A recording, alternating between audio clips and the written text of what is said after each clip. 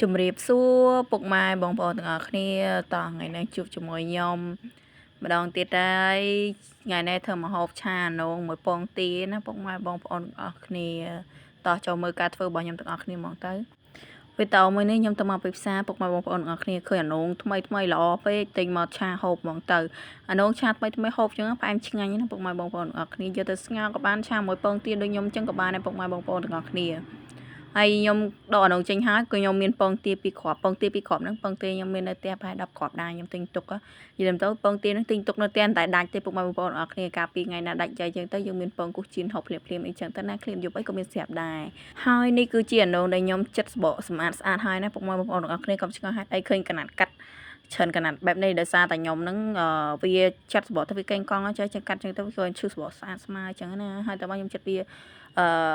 ឆុងបែបហ្នឹងណាពុកម៉ែបងប្អូនអរគ្នាចូលចិត្តបែបណាចិត្តទៅតាមច្នៃចិត្តបន្ទាប់ពីខ្ញុំចិត្តផ្លែហើយខ្ញុំក៏ដាក់វាទៅម្ខាងហើយខ្ញុំក៏ដាក់ខ្ទះឡើងចាក់ប្រេងឆាចូលខ្ញុំបង់ខ្ទឹមសចូលខ្ទឹមសហ្នឹងចង់ច្រាមម៉ត់ដាក់ចូលក៏បានចឹងដល់បាយដាក់ខ្ញុំចូលដូចខ្ញុំចេះក៏បានដែរលឿនផងពុកម៉ែបងប្អូនអរគ្នាបាច់ច្រាមអីនំយូរម៉ោងស៊ីម៉ោងច្រើនចឹងហើយខ្ញុំក៏លេងក៏ខ្ទឹមហ្នឹងរៀងក្រហមហើយខ្ញុំក៏ចាក់បន្លែចូលពុកម៉ែបងប្អូនទាំងអស់គ្នាជប់មាត់ហើយខ្ញុំក៏ត្រឡប់វាចោះឡើងអញ្ចឹងទៅណាបងប្អូនទាំងគ្នាហើយខ្ញុំក៏ទុកវាមកស្ទុះទៅហើយបន្លែហ្នឹងរៀងតូនតិចទៅខ្ញុំក៏បង់គ្រឿងចូលអញ្ចឹងណាតែអានេះលេងយូរពេកខ្ទឹមក៏វាខ្លោចអញ្ចឹងដួសឲ្យពុកបងប្អូនឃើញទៀតខ្លោចហ្នឹងដួសចេញតែកុំដាក់ចូលនឹងល្វីងហូតឆ្ងាញ់ទេហើយខ្ញុំទុកវាចោលមកស្ទុះទៅខ្ញុំក៏ទុកវារៀងទន់បន្លែហើយខ្ញុំក៏បងគ្រឿងវិជ័យស្ករមករឌីយើងហ្នឹងពុកបងប្អូនគ្នាលេងតាមចំណូលចិត្តទៅបើមានភេងខ្យងដាក់ចង់ដាក់ភេងខ្យងទៀតក៏បានអត់បញ្ហាតែខ្ញុំឆានងពងទាខ្ញុំដាក់ភេងខ្យងឯងកុំភ្លេចមើលនងពុកម៉ែបងប្អូនអរគ្នាបើឆាទៅវាចេញទឹកមិនបាច់ថែមទឹកឯងបើឆាទៅចេញទឹកដល់នងរបស់ខ្ញុំអីនេះខ្ញុំត្រូវថែមទឹកបើមិនចឹងខ្លាចពុកម៉ែបងប្អូនគឺនងខ្ញុំរៀងក្រហមអញ្ចឹងតិចថាខ្ញុំដាក់ស្ករពីងឯណាអត់ទេបើស្ករសឲ្យដឹងវាមិនដែរចេញក្រហមអញ្ចឹងហើយនេះដល់ពងទាខ្ញុំដាក់2គ្រាប់ហើយខ្ញុំក៏កូរវាចូល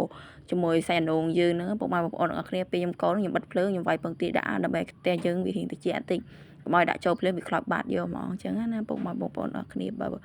សាច់ខ្ទះពុកម៉ែបងប្អូនអរគ្នាអត់ជាប់ទេដាក់ចូលទៅស្រួលហ្មងវាបាច់ប្រលត់ភ្លើងក៏បានដែរក៏ដាក់ចូលទៅកូរចុះកូរឡើងវាឆ្អិនដែរឯងហ្មង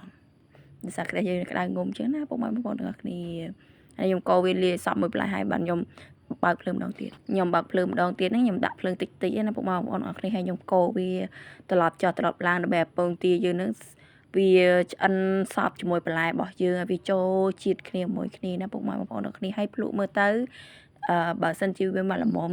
ត្រូវតាមចំណុចចិត្តពុកម៉ែបងប្អូនអរគ្នាបាច់ថែមគ្រឿងទេ